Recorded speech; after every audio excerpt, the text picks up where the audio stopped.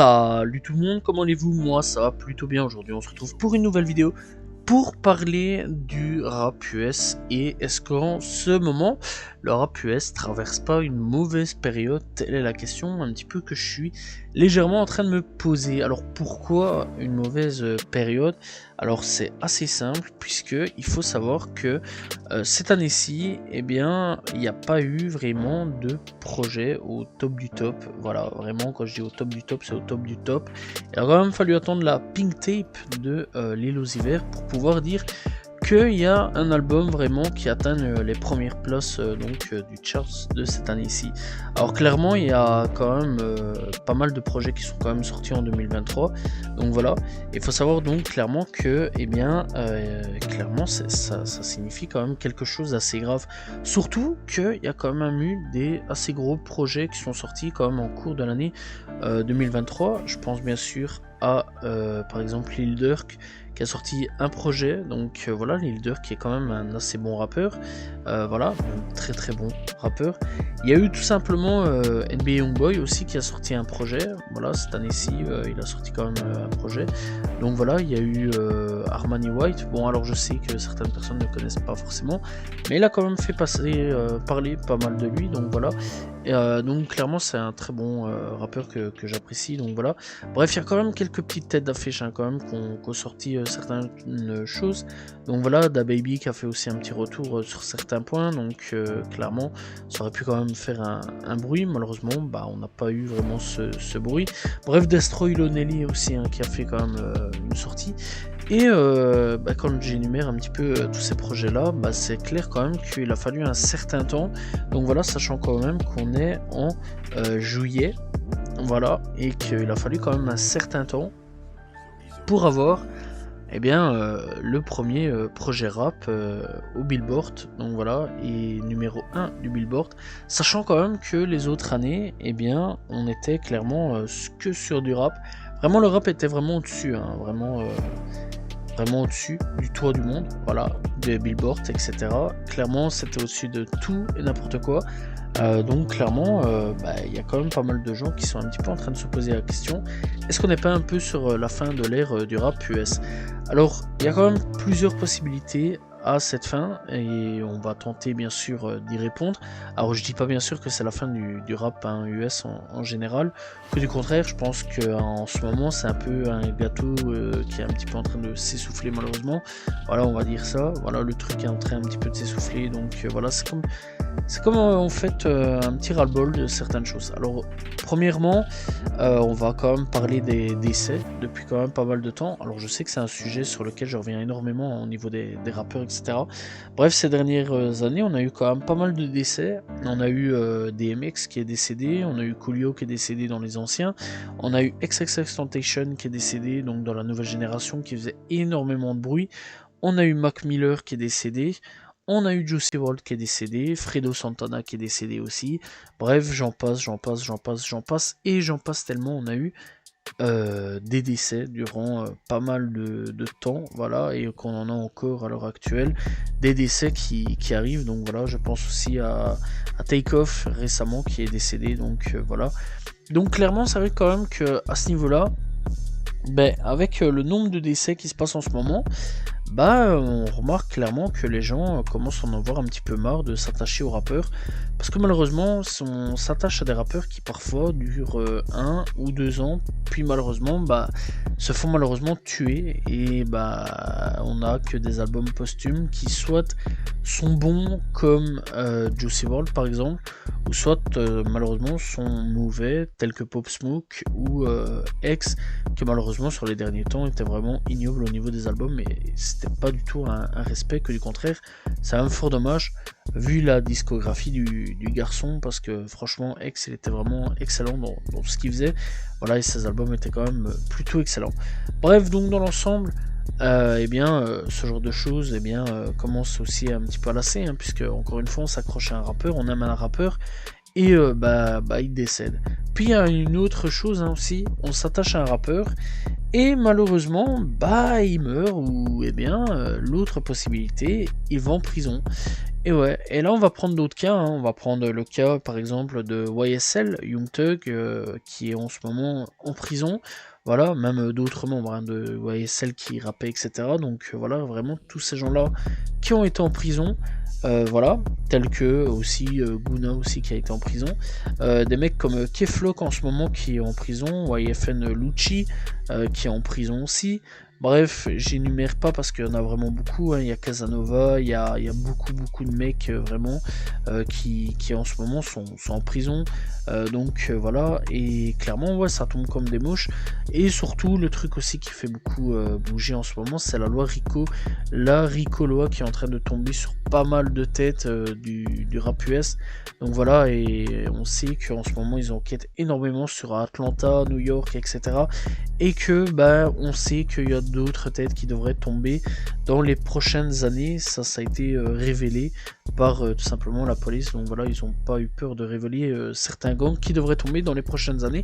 Et apparemment Playboy Carti aussi serait impliqué dedans. Bref, à voir, ça c'est à voir. En attendant, Playboy, c'est vrai qu'on parlait à un moment qu'il allait tomber, mais on est en 2023, il est toujours pas tombé. Peut-être, qui sait, que il ne tombera pas. Bref, on n'oublie pas les rappeurs aussi, certains qui ont balancé. Donc voilà, il y a eu Gona qui a balancé, il y a eu 6ix9ine aussi qui a balancé. Voilà, je sais que ça a désintéressé pas mal de gens aussi à ce niveau-là. Donc clairement, c'est quand même plutôt chaud. Bon, après, on va pas se mentir que l'album de Guna a quand même plutôt bien marché, voire très bien marché, voire même mieux que l'album de Young Thug. Et d'ailleurs, il a un gros hit, Fuck You Man, qui en ce moment est en train de tourner à mort, que ça soit par les influenceurs, les rappeurs voilà, américains ou caisse, ou même chez nous, hein, ici, influenceurs ou rappeurs français qui en ce moment sont en train de pas mal mettre ce son là. C'est vrai quand même que Fuck You Man est excellent comme son de Guna. Voilà, je pensais pas qu'il pouvait faire un gros bruit comme ça. J'attendais son retour bien sûr, mais je savais pas comment il allait faire sans Young Thug, YSL, etc. Voilà, malheureusement il n'y aura pas de featuring sur son album, ça c'est assez dommage, mais c'est un retour assez intéressant. Maintenant c'est à voir avec les années si les gens vont accrocher, sachant quand même qu'il a balancé. Donc voilà, ça c'est la question. C'est vrai qu'au début avec 6ix9ine ça a été un petit phénomène de foire aussi, les gens étaient assez accrocheurs là-dessus. Donc voilà, et a sorti un album et malheureusement a pas marché, c'était Telltale si je me souviens bien. Bref, récemment il a sorti un nouvel album, donc voilà, un album latino que j'ai pas encore écouté. Voilà, c'est dans mes trucs sur le côté à écouter, j'ai réécouté à un moment ou à un autre, donc voilà, mais j'ai pas été écouté. Bref, en tout cas, changement de direction chez 6ix9ine, qui je trouve est assez intéressant, ma foi. Donc voilà, bref, il y a eu aussi d'autres gens qui ont snitch à ce niveau-là, mais ça c'est pas vraiment des plus grosses têtes d'affiche. Bref, aussi, eh bien clairement, je pense que on est aussi sur une ère qui, donc pas mal de gens commencent légèrement à se lasser de peut-être pas mal de choses dans le rap, voilà. Surtout que je remarque énormément dans les commentaires sur les réseaux, ce qui a énormément de reproches, c'est le fait que eh bien, les musicalités se ressemblent énormément, voilà, c'est beaucoup les mêmes musicalités, etc. À peu près les mêmes paroles, voilà. Bref, ce qui faisait de la force un petit peu de 2015 à 2018-2019, c'est vraiment tout un changement d'ambiance, hein. C'est vrai quand même qu'on a eu une grosse scène qui est arrivée, la scène SoundCloud, où c'était totalement différent, ils ont remanié les codes, etc. Bref, en tout cas, je vous conseille fortement, si vous voulez, d'aller checker vraiment sur cette scène-là encore une fois, parce que sur SoundCloud, c'est ça que c'est assez dommage, hein. On a vraiment fait tout un gros truc jusqu'en 2017, 2018, 2019. Vraiment, on a vraiment énormément parlé de la scène SoundCloud, et puis d'un coup, on a coupé les rapports avec SoundCloud et on est passé un peu à autre chose, ce qui est quand même assez dommage, puisque franchement, la scène SoundCloud, il y a encore énormément de bons rappeurs qui viennent de là-bas et qui sont excellents, et que je trouve assez dommage quand même qu'on mette pas beaucoup en avant les rappeurs de SoundCloud, voilà. Et j'ai remarqué aussi que certains, genre Cole Bennett, etc., mettaient plus énormément aussi en avant ce genre d'artistes, ce qui est quand même plutôt dommage, je vais pas vous mentir, parce que j'aurais quand même bien voulu, je pense, voir des nouvelles têtes d'affiche venant de SoundCloud, donc voilà. Après, je sais qu'il y a des rappeurs qui de SoundCloud pas beaucoup aiment bien, on va parler de Lil Pump et Smoke Purp, hein, voilà, malgré que Et bien Smoke Purp, je le trouve bien meilleur que Lil Pump sur beaucoup de choses. Voilà, je trouve qu'il tente énormément plus de choses à ce niveau-là. Donc voilà, alors je sais que certains vont peut-être rigoler, mais c'est réel, c'est réel. Franchement, je vous conseille vraiment d'aller checker 2-3 petits sons ainsi de Smoke Purp. Il y a vraiment du bon, voilà. Donc clairement, c'est vrai quand même qu'il y a eu des Lil Pump, des Smoke Purp. Il y a eu des Lil Xan aussi. Bon, Lil Xan, le problème c'est que lui, il a pété sa carrière en se foutant de la gueule de Tupac. Ça, c'était clair, n'était pressé. Hein. Le mec, il allait pas faire long feu à ce niveau-là. Bon, après, dans l'ensemble, il était pas mauvais, mais c'est juste que, bon, à un moment, voilà, quoi, il se foutait un peu beaucoup de la gueule des anciens, etc. Ça a pas trop passé, malheureusement, pour lui. Bref, donc, clairement, c'est vrai quand même que on a eu toute cette scène SoundCloud qui est arrivée, qui a eu beaucoup de changements. Donc voilà, la scène emo rap qui est arrivée, la scène trap metal qui est arrivée, voilà, des mélanges aussi rap avec du country, etc. Bref, c'était un gros bordel. Et puis là, d'un coup, on est retourné sur une ère où on fait que du gangsta rap et de la trap. Voilà, là en ce moment, on est de nouveau sur une ère où gangsta rap, trap. On est plus sur l'ère où on ouvrait énormément les possibilités, les champs de possibilités infinies. Là, on est vraiment redevenu sur ça. Et la drill, on n'oublie pas la drill. Donc voilà, et ça, je trouve ça assez dommage parce qu'on aurait pu, je trouve, continuer à ouvrir cet espace, aller beaucoup plus loin, gratter beaucoup plus loin. Voilà, après, il y a d'autres rappeurs hein, qui grattent, qui vont vraiment beaucoup plus loin, etc. Ça, c'est bien du côté de Carti, du côté de Lily IT, du côté vraiment de Lil Uzi Vert. C'est vraiment des mecs qui ont vraiment essayé des nouvelles choses. Donc voilà, c'est vraiment des mecs qui essayent des nouvelles choses et qui réussissent ces nouvelles choses. Hein. On va parler de Liliati bien sûr, qui a tenté une nouvelle chose, vraiment un renouveau, et bah ça lui a vraiment réussi à ce niveau-là. Et clairement, bah on va pas se mentir que c'est l'un des meilleurs albums de cette année 2023 et qui à la fin de cette année sera obligatoirement dans mon top favori des albums qui sont sortis cette année-ci. Parce que cet album-là de Liliati, bordel, voilà, j'allais dire un truc, mais bordel, c'est un truc de fou. Cet album-là, il est monstrueux et je le réécoute encore aujourd'hui. Donc voilà, l'album de Lil Uzi Vert, c'est vrai quand même qu'il y a pas mal de choses aussi qui sont assez intéressantes, qui sont monstrueuses aussi de son côté. Vraiment, je vous conseille vraiment d'aller checker. Bref, les albums que j'attends aussi, c'est Trippie Redd, de voir un petit peu ce qu'il va nous donner cette année-ci. J'ai vraiment très très hâte. Et Travis Scott, bien sûr. Travis Scott, je pense que ces deux-là vont retourner eh bien, les billboards sur certains 100%. Donc voilà. Bref, on arrive aussi sur aussi des phénomènes un peu bizarres hein, cette année-ci, au niveau 2022-2023. Donc voilà, quand je parle de phénomènes un peu bizarres, on va parler de un peu Ice Spice. Je trouve que c'est un phénomène un peu bizarre. Alors, c'est même la première fois que je vais parler de cet artiste-là. Alors, c'est vrai qu'Ice Spice, il y a eu pas mal un gros mouvement de trucs chez elle. Alors, moi personnellement, j'ai pas trop compris la hype. Bon, après, j'ai compris quand j'ai vu les vidéos. Voilà, là, je me suis dit que c'était ça la hype. Alors, personnellement, c'est pas une artiste vraiment que j'apprécie. Voilà. Pas du moins pour le moment parce que je me suis pas vraiment penché dessus. Voilà, ce serait quand même que cette année-ci, il y a eu Ice Spice qui a débarqué, qui a tout pété, on va pas se mentir. Et puis là, je sais pas si cette année-ci elle va continuer, etc. Ou alors elle va plus trop péter ou autre. Voilà, c'est vraiment la seule artiste cette année-ci qui a bien émergé. De l'année passée surtout qui a bien émergé et qui cette année-ci est en train de continuer. Je sais pas par contre si elle va réussir à cartonner sur la longueur ou non, ou alors est-ce qu'elle va faire quelques hits et puis disparaître à un moment, telle est la question. Donc voilà, je suis un petit peu en train de me poser des questions sur elle, et surtout cette année-ci, si elle sort un projet, est-ce qu'elle va péter aussi au Billboard, telle est la question. Bref, il y a aussi des artistes hein, sur lesquels on attend énormément leur retour, voir un petit peu ce qui va se passer, donc voilà, voir un petit peu s'ils vont réexploser les charts, etc. Je pense à Playboi Carti s'il revient cette année-ci, on espère, voilà, qui sait. Donc clairement il y a Frank Ocean qu'on attend beaucoup aussi, donc voilà, il y a Travis Scott bien sûr. Je pense que ces gens-là, s'ils sortent quelque chose, il y a moyen, fortement moyen que les charts viennent à clairement exploser à ce niveau-là. Donc voilà, c'est ce que je pense énormément. Bref, on va pas se mentir aussi que je pense que le gangsta rap en ce moment est en train aussi d'énerver pas mal de gens. La trappe d'Atlanta est en train aussi pas mal d'énerver pas mal de monde. La drill aussi est en train d'énerver pas mal de monde. Encore une fois, c'est là qu'on revient un petit peu sur le phénomène de eh bien là où l'ère SoundCloud avait ouvert énormément de portes, énormément de sonorités.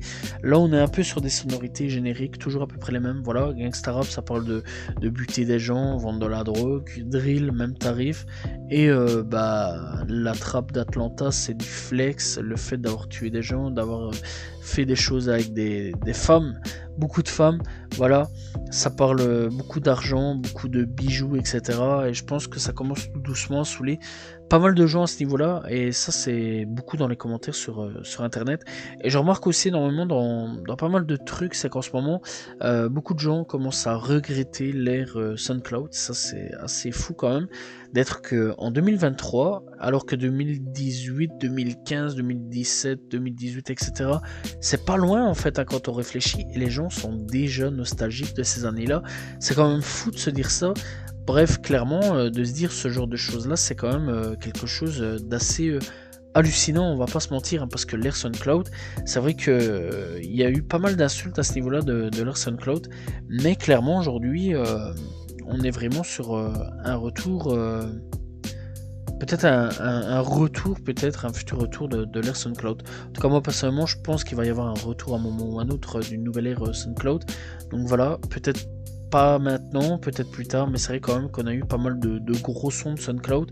Je pense à X, je pense à Kodak Black, Lil Uzi Vert par exemple qui a fait un gros truc, TK, donc voilà, je pense à vraiment Juicy WRLD, à 21 Savage, Metro Boomin qui est arrivé dans ces grosses airs là, Denzel Curry qui a explosé aussi durant ces trucs là, donc voilà, je pense vraiment qu'il va y avoir à un moment ou à un autre une nouvelle ère SoundCloud. Qui sait, peut-être. Mais en tout cas, c'est vrai quand même que l'ère SoundCloud a fait énormément de choses, et que l'ère qu'on subit à l'heure actuelle est pas très très bonne sur beaucoup de choses, je pense. Et surtout le fait aussi que cette ère-là parle beaucoup de meurtre, et que ces rappeurs-là, malheureusement, nous quittent soit par meurtre ou soit par case prison, et qu'il n'y a pas vraiment le choix malheureusement pour ces rappeurs.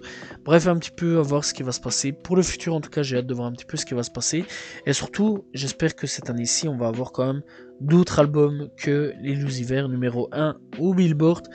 La question aujourd'hui que je me pose, c'est est-ce que nous sommes sur la fin du rap ou non? Telle est la question que l'on peut se poser aujourd'hui.